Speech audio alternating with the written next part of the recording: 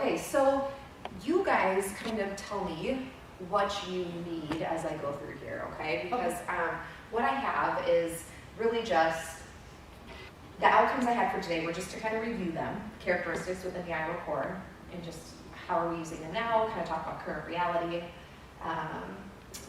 look at the role of digital tools, and that was the collaborative piece of today, and really putting in some different ways that we're using digital tools to get at the universal constructs. And so I have some documents that we can look at that I just started, but maybe we can just brainstorm together some different ideas and examples that we have. And then and that's kind of leading into the last one. I also have some resources that might interest you since you have some familiarity that maybe we could spend some more time on than I had originally planned. So, very first question, and if you're following along here, I have a link to the Iowa core. If you want to go ahead and click on that link, since you both know the universal constructs.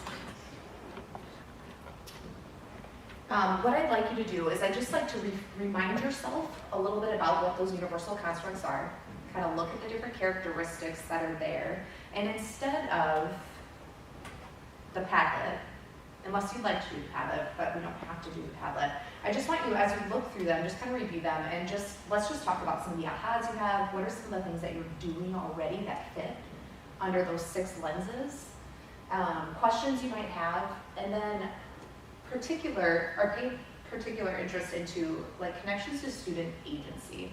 So where are there opportunities within the universal constructs for students to be advocates for themselves? We'll just spend a little time to let you kind of review those. Okay, so first I gotta go back to your 89. Yeah. What is it? I'm gonna go back right now. Do that right now. There. There you go.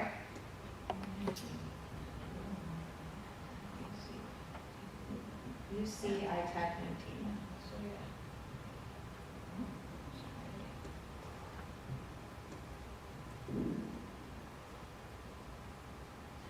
There you go. That's fine. Thank you. Yeah.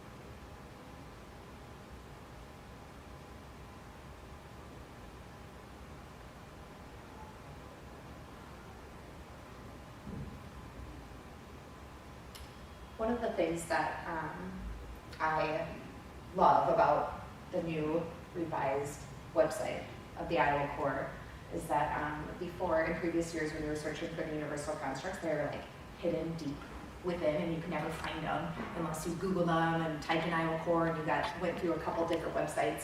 And I think there's some urgency now in districts, and I'm so glad to hear that both of you guys are talking about them, because now they are right on the front page in plain view underneath required standards. Yeah, and they just revamped it over the summer, and it was a surprise when I opened it up. I was like, oh yes, the universal constructs are right there on the front page.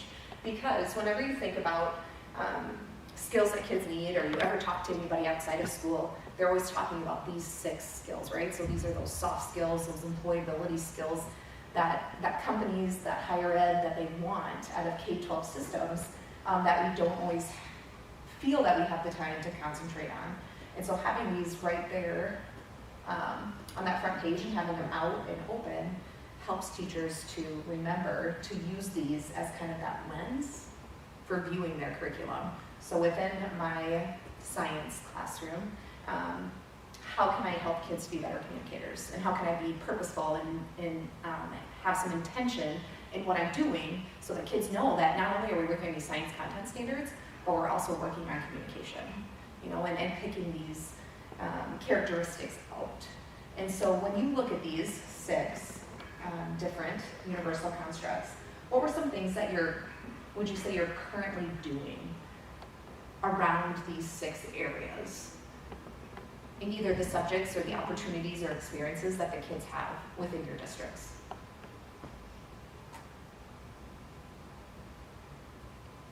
Well, I think one of the things that the critical thinking, the first one is having authentic questions to direct or guide student learning. We've spent a lot of time on that and we've done that for different content areas. I've been working with, I work with science teachers more than anybody because of what happens and draw to them at home. Not science, I didn't like science in high school. And then I got involved with Mark McDermott from the University of Iowa and that whole thing. And so now I like thinking about science. I'd go back and be a science teacher. So basically we still could. So I think that, and then for me personally, the creativity part with what I do in tech is that seems like intuitive and not as like a big push for me personally, and for kids to be able to be creative and reflect on what they've learned as I'm reading over these, to think differently. So that's probably my comfort level, that one. When you were mentioning the science and the critical thinking, the opportunity for, I think about like the new social studies standards and the inquiry that's going into those standards as well. That might be another place to kind of tackle that critical thinking, that collaboration piece as you're working with teachers in the role that you have. That would be a great opportunity to do that. How about you with the science? Definitely, I think with like collaboration, I think that's a big one that we have at school. Even if it's just like small things like turn and talk to your partner, just like little things like that, and then getting them working together in teams and stuff like that. So I feel like that's a big part of it. Yeah. So how are you currently assessing, or are they being assessed or reported out or anything? I mean, beyond like observation or just hearing their feedback and things, like I don't necessarily grade a lot on collaboration unless something's like going terribly wrong, you know what I mean? Like if it's like something up on a rubric, but yeah, it's a one I haven't really thought about, I guess. So almost more informally? Yeah, more informal, yeah. Yeah, excellent. Yeah, I think ours, well, for me personally, is more informal. Other than a lot of rubrics, especially the collaboration piece, because they may have think that they're like collaborating well, and then so they break it down and then they look at it. I would think that probably a really weak area for us would be the complex communication.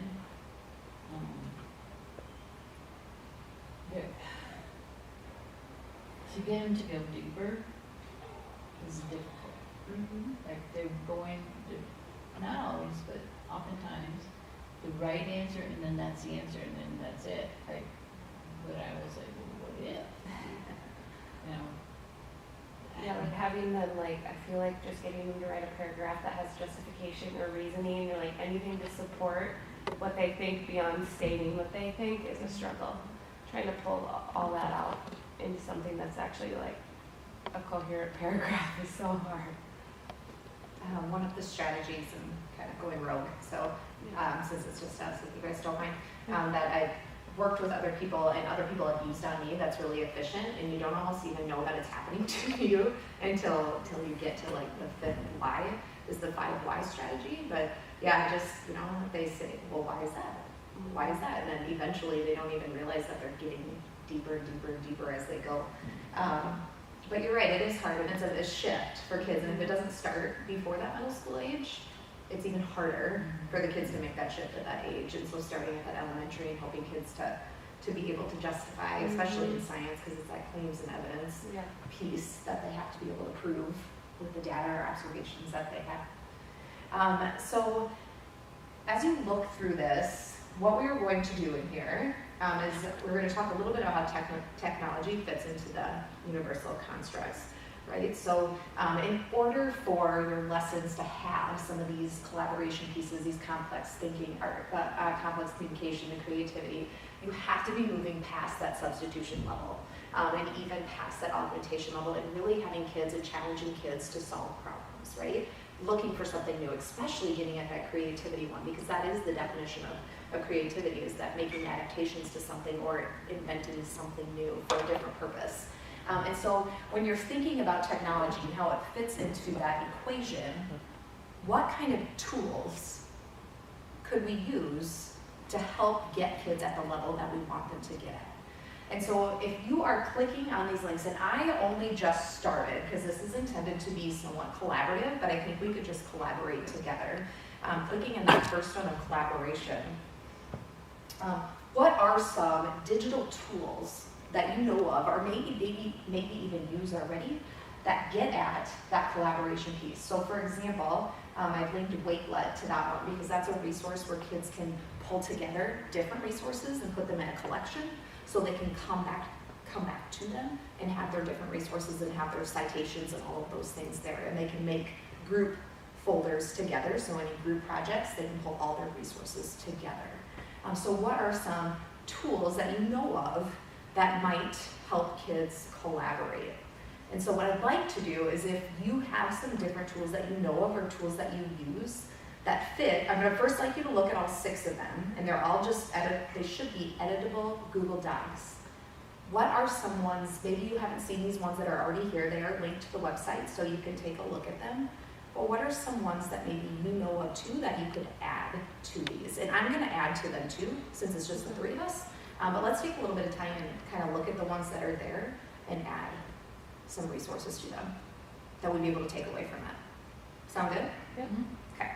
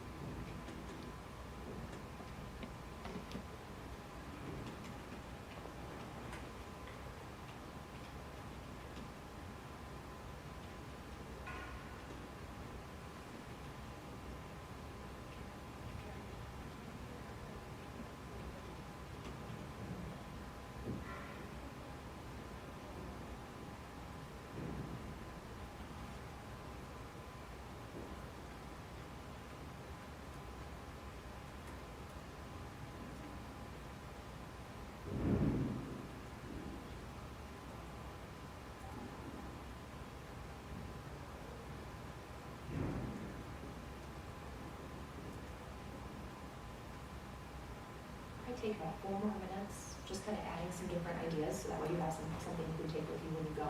And I think we'll spend the rest of the time on ways to assess. We've got some rubrics to show you that I think you'd be very interested in.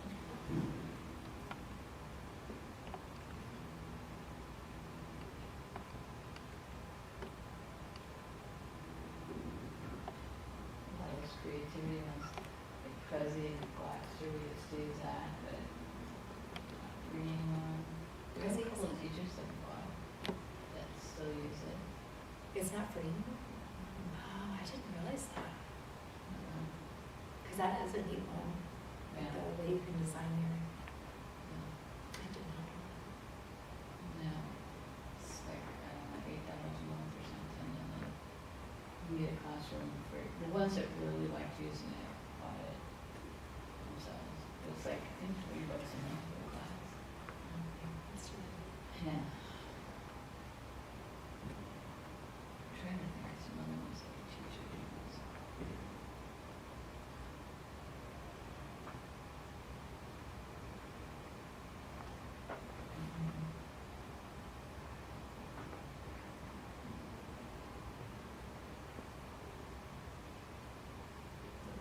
think one of the things with using digital tools to kind of promote these universal constructs is that there's so many different ways to get at these things, and just exposing kids to different avenues, I think is just huge, to be able to allow them to try something new.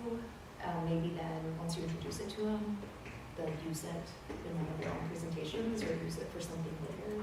I love the idea of ways, like Seesaw. I know a lot of schools use Seesaw, especially at the elementary level, but thinking about having that K-12 story, on something like Seesaw or a Google site where kids can really archive the opportunities they've had to be able to take with them when they're going somewhere is just huge.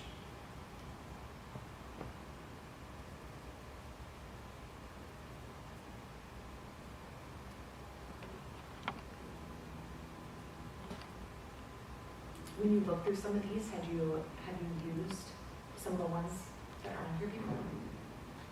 Yeah, it's good now. The Pixie one I just learned about. I'm going to pull it up because it is that you can create a class. And again, it's very new to me. Like, I haven't been able to even design my own yet, but I made myself a person because you make an avatar. And you can start as an educator, and you can invite students to be part of your class, and they can design their own comics to share their knowledge or to share their story. It reminded me a little bit like Google Classroom in a way, where everybody's in there and you have a code to sign in, and you get the opportunity as the educator to see them, see if I remember passwords. Just sign in with Google, so super easy. When you get in your class, I could add students. Students can, the comments that they create go right in here. I don't know, it's something definitely worth looking into and checking out, because you think about all those kids that are motivated by graphic novels, and the opportunity for them to design their own would be really opportunity. The Comic Life app is no longer compatible with the latest iOS update on the iPad. Of course. I did not know that, and I was updating iPads, and there was some crazy things. Our teacher uses it all the time, because we do have a lot of kids in graphic novels. Yeah. And she was like, "It's working for half and not the other half," and then I found out that it's not going to now either because I updated the iPads. I'm like, Yeah, you have to, I haven't looked into it a lot. I just started playing around, but you have to see compatibility-wise if there's similarities in this one here. But I mean, there are some, so it's, like free with there are some pricing levels, but there's a lot that is available as the new, free. it might be free for a year to vet it, and then you can See what I can use it for a year. And it depends, like some teachers are willing to pay if it's something they're using, or if we know they're gonna use it, I can get it for, like, let's say the seventh graders, that app or whatever it is that has to be paid. And then just have it there. Everybody doesn't have to have it, because for you guys to use. So just know that you have these, you have the Bitly, so if you want to come back and check out any of those that are on there, please feel free to do so. If you have some other ideas, you're welcome to add them in there. One of the things, just because of what you talked about, the rest of the time I'd like to spend the time that we have together is on assessment. And I want to show you some learning progressions that have been developed at the state level. If you have never, and it's on the last slide, and this is linked, there is a state group that's called the Center that has like AEA representation, it has higher ed representation, and it has some district representation, and it came from what used to be the competency-based education collaborative. And if you click on that link, it takes you to the website for the center. But what they have done, and I was a part of doing this, was taking these universal constructs and really creating some competencies around those constructs. And what those competencies are, it has like the how, the what, and that has the why piece that sometimes our standards are missing, right? So that transferable piece. So I'm going to use collaboration, because collaboration has a link on here that has these learning progressions on here. So this is the one I'm going to use. But when you look at collaboration, what that really is negotiating in a respectful team process by contributing personal capacity to share ownership of outcomes that are larger than the individual, right? So it's taking it past that system, that classroom that you have, and what we want to see when you leave. When you click, and these are overwhelming, so please don't run out the door when you open this. Okay. I mean, the only reason I'm warning you now, because there are a lot of words on the page, but I want to break it down for you. Because what we've done, this team has done, is taken these universal constructs and broken them down into skill. And what's amazing about them is that when you look here, so like this would be the gateway to intermediate.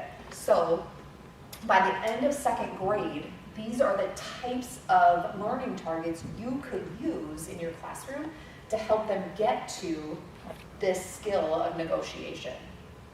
Okay? So if you remember at the beginning I said using these universal constructs as a lens for your content and being intentional in what you're doing with the kids and being purposeful. So using this progression, if I'm a first grade teacher and I know that I'm working on the skill of negotiation under that collaboration umbrella in the content I'm teaching, my focus for that day might be, and it's kind of blurry up there, so I'm going to read it off my computer, but my focus might be demonstrating respect for others in my interactions by agreeing to serve in more than one role. So I'm like choosing my learning targets off of these progressions that have been developed. I'm not doing all of them at once. I'm being intentional in what I'm trying to get at based on the content and the activities that I'm doing. As you go across, you'll notice there's some different colors. What that means is that, so it's a progression in that the colors show the change in depth because of the age, right? So there's a K2, a 3-5, a 6-8, and then by the time they leave your system, they should be able to meet these learning targets.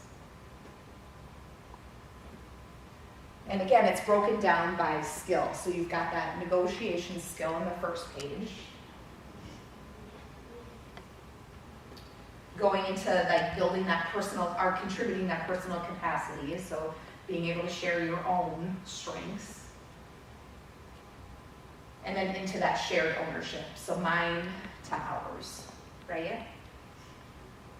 Again, I sometimes am hesitant in throwing them out there because there's so much on a page, but when you think about it as being, okay, I'm gonna choose one or two of these targets out of here to focus on during my content lesson, you're working at building all the way through that K2 system to that 3-5 system and working on those skills and really looking at that learning progression across for the different universal constructs.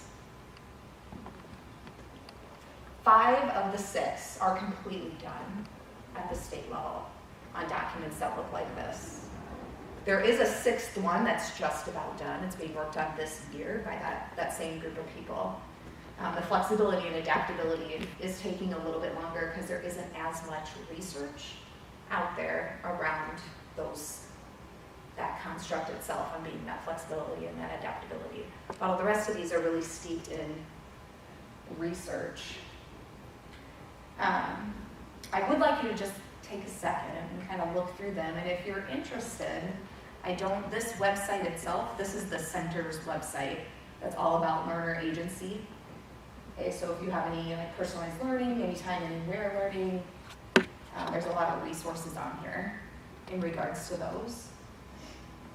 But I would be happy to share with you the other learning progressions as well. So just take kind of a second and take a look at them and think about how they could potentially be used as an assessment tool.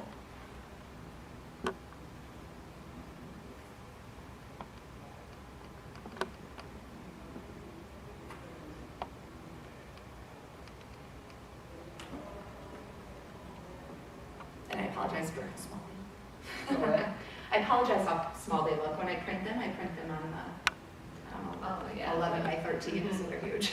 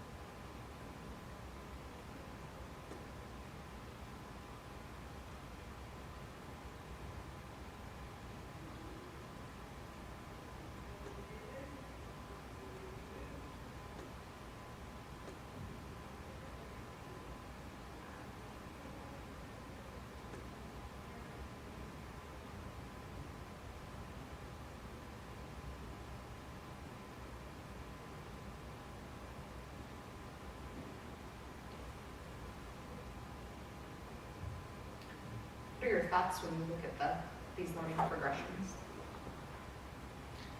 I like it. Do you see it as something that's usable as an educator? Yeah, I actually have professional development tomorrow about our PBL and stuff like that, and I honestly think like I should show them this to help them think about like how they're going to assess them. You know what I mean? Like all the teachers so far have done is just like say like these are the constructs that I think I'm going to assess during my thing. We haven't done any like deeper evaluation beyond stating them. Yeah, and like I said, there are, I have all 5 of the 6. I'd be happy to share them with you. Yeah, And that'd be you're awesome. welcome to show them and can come talk to them if you'd like, or even help you if you want. And Yeah. because they are, when we started with that 9-12 gateway, as kids leave our system, what should they be able to do? Right, and then work their way backwards.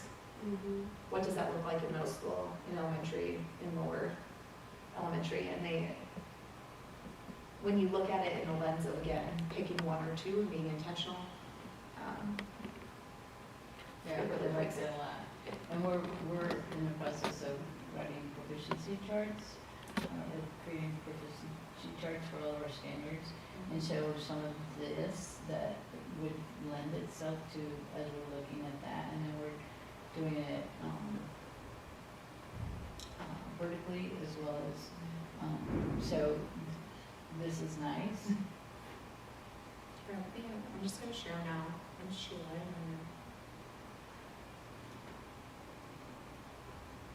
What was your first and last name? It's Brittany, Brittney, and then Christensen is CH. Is there a dot? Oh, sorry, my email. It's just Christensen actually. So it's CHRISTINSEN IANSON. I think you might have the A and the I switched on. Is it IAN? Okay. Oh, look at you, you're on there. There's me. Okay, so I'm just gonna share these with you guys and you can, again, reach out if you want some more information about them, but you're welcome to share them. They're not like secret, so.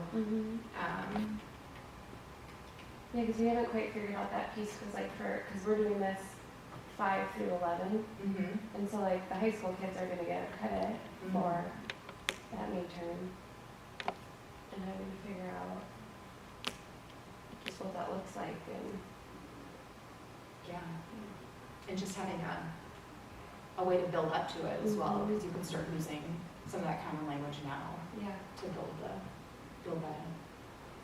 Sorry, I'm just gonna correct them real quick. There. So again, I don't have the flexibility and adaptability one yet, but.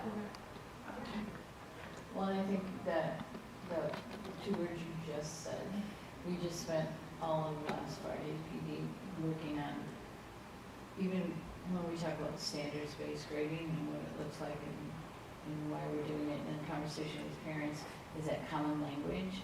And so this too, if you can develop for these, the common language, so that there's,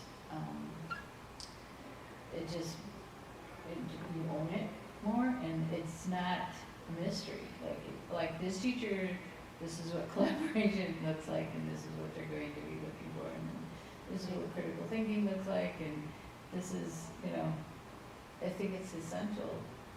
And then you can work towards what your student at 12th grade going to look like. That had this, so. I love the idea of that systems level, because then everybody feels ownership of that child. We're all working towards the same goal, and even though they're an 11th grader, here's all the things that we did to get them to that spot. Yeah. Agreed. So I like that part a lot. Yeah. And again, they are, I say that a lot, but they are somewhat overwhelming. But yeah,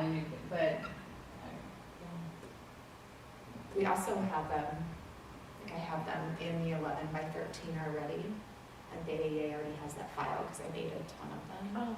I have some extra copies if you're happy to bait them along your way. If you'd like to just have a paper copy of them, I can send them to you. Like I see our 7th grade team ready to start this conversation, because especially that this is their 3rd year with standards, and so they're just more comfortable where they're at, and probably ready to add this component. So again, they're speaking the same language, and just even if you're using them as a conversation, we're thinking of it. Yeah. Agreed. I'm gonna write that down so I will be in my office on Thursday, so I'll just send you each and have a copy of the file. Yeah. And you can do. Yep, that would be great.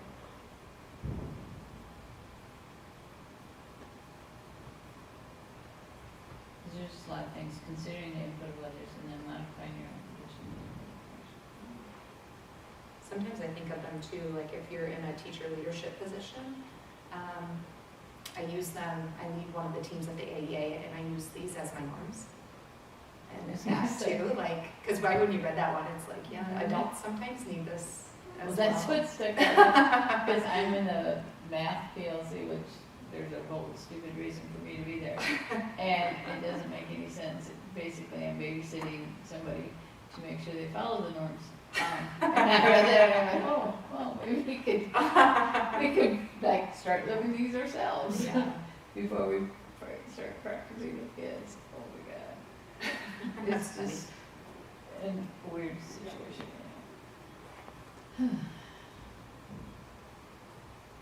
He was in that 5, and from our keynote this morning, we have a 5. The 5. He's the one who walks a little tiny steps, thinking by the time you get to that, it's going to change, and then he goes teeny tiny steps back. And that's where he is with standards. Do this. These are gonna go away pretty soon. No, I'm sure. No. They've always been there. Yeah, I was gonna say, yeah, they didn't just appear and they're not gonna go away. But, yeah. But I'm like, I could use all of this with him right now. Yeah, I love the, potential for both students and adults, depending on your role within the district or your role within your.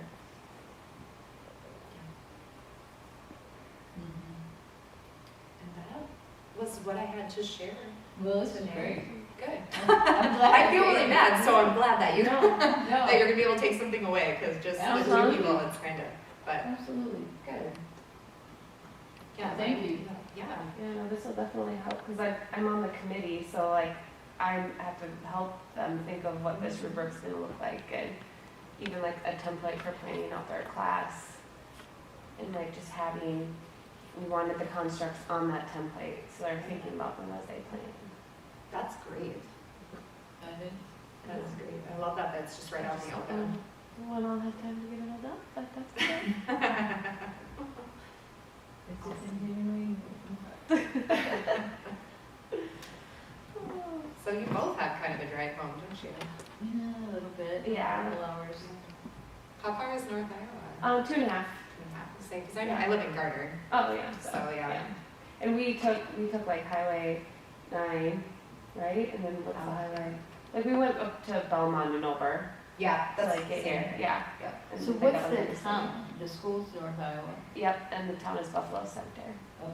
Is that like, is Thompson part of that? Thompson, yeah, Thompson, the Rake, Lakota, and Buffalo Center. Okay. All small That's what I towns. was thinking. My son-in-law graduated from Thompson. Mm. That's how I got to know the Get to know the different Iowa places. area. Well, I'm from Emmitsburg originally, so Oh, I honestly do know that Yeah. place quite well. And then I moved here a long time ago and got to know this side of the state. It blew my mind the first time we drove to Chicago, and I had lived here for about a year in Waterloo for like 12 years. And I Yeah. thought, why haven't I been here before? It's 4 hours away. I I'm know. like, this is stupid. What a small world I was living in. Yeah.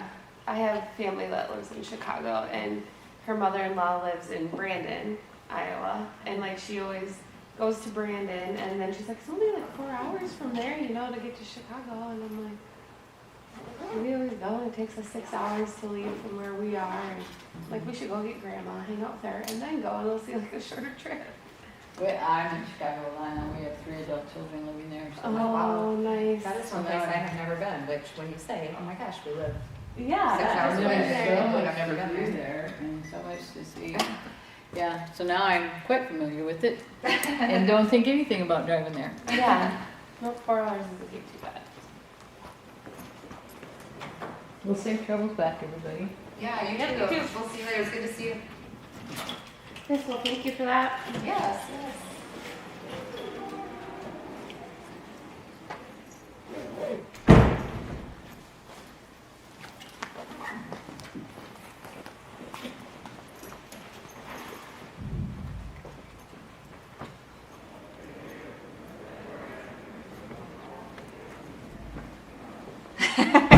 Had to go informal there.